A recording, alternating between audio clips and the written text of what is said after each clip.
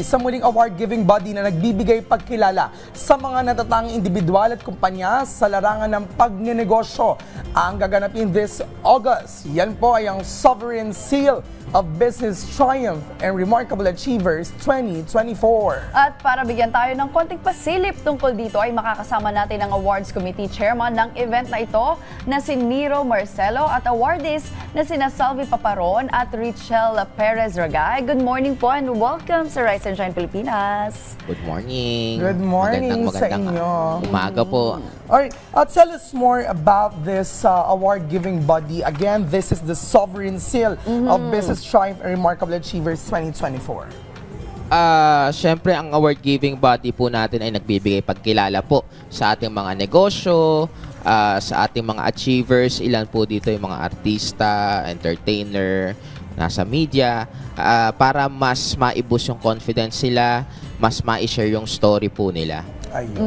Sir Niro, by the name itself, you are giving recognition to businesses. Pero other than that, meron din bang ibang field or industry? And sino po ba yung mga awardees pa natin dito? Yung mga kilala.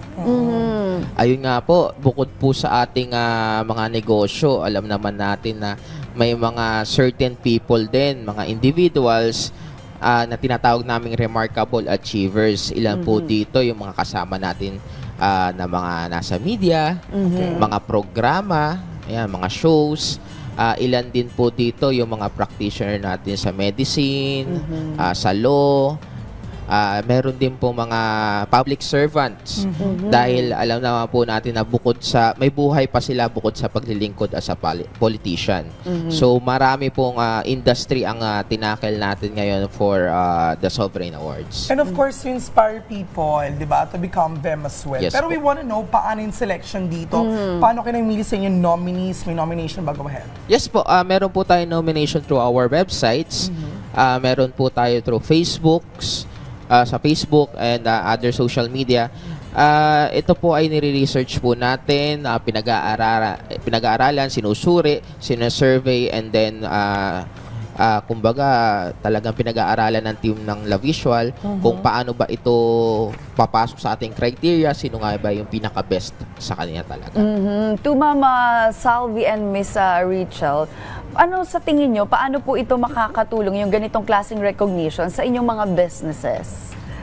Well, aside sa recognition, parang nagbo-boost siya talaga ng confidence sa mga small and medium businesses. Aside from that, nagpapaganda siya ng portfolio, lalo na pag sumasali ng biddings and all that, or mga business presentations. So kapag marami kang awards, tapos yung kalaban mo naman wala. So kahit paano, kumbaga, plus point siya. And nagsiserve talaga siya ng inspiration na hindi lang, kumbaga, ibibigay mo yung best mo or 200% ng best mo ibibigay mo dahil panindigan mo yung recognition na binibigay ng awarding body. How about you, ma'am? Napakalaking tulong po ng mga award na ganito po sa amin. When in Rizal po kasi, it's a travel page that we features different places in Rizal and also support local businesses. So, of course, as a content creator, we need to gain trust. And by receiving this award, we have built that trust po.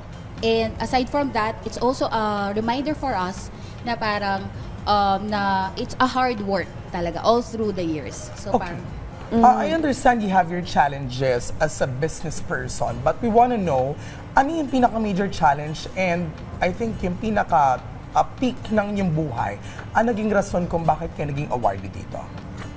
Well, sa business ko kasi siya services So, napaka-critical niya kasi konting mali mo lang doon sa pag-render ng service sa client, reklamo agad. So, dapat, ang ini-aim talaga ng team, lagi kong sinasabi na at least 90% of quality. So after, not only in the services rendered, but sa quality of materials na binibigay. Tapos after that, meron kaming after sales relationship kasi hindi naman nag-i-end yung business relationship after ng turnover ng project. So yung pinaka-challenge naman sa amin is minsan talaga dumadating sa point yung mga collections and all that. Yun talaga yung pinaka-challenge sa industry namin. So ayun. Yes. Pahabaan Yes. lang ng To patience. Ma'am Rachel, nabanggit nyo rin po na content creator kayo, no? Bilang content creator, ano po yung mga challenges din ninyo? And then, paano nyo po yung namimix, no? Yung parang business ninyo and then the use of social media? Ayun nga po, no, from content creation, naging business siya.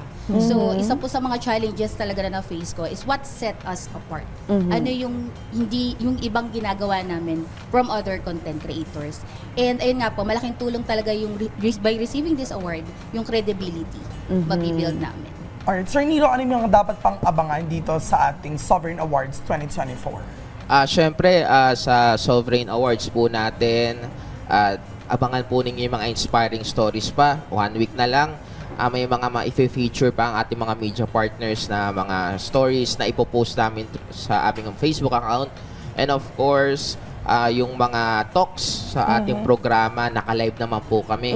So, may inspire po yung mga gustong mag-business po sa atin. So, talagang marami po kayo abangan, pati mga performances sa ating programa. Hindi lang pala awarding, meron din mga talks, like may mga trainer seminar, parang ganyan.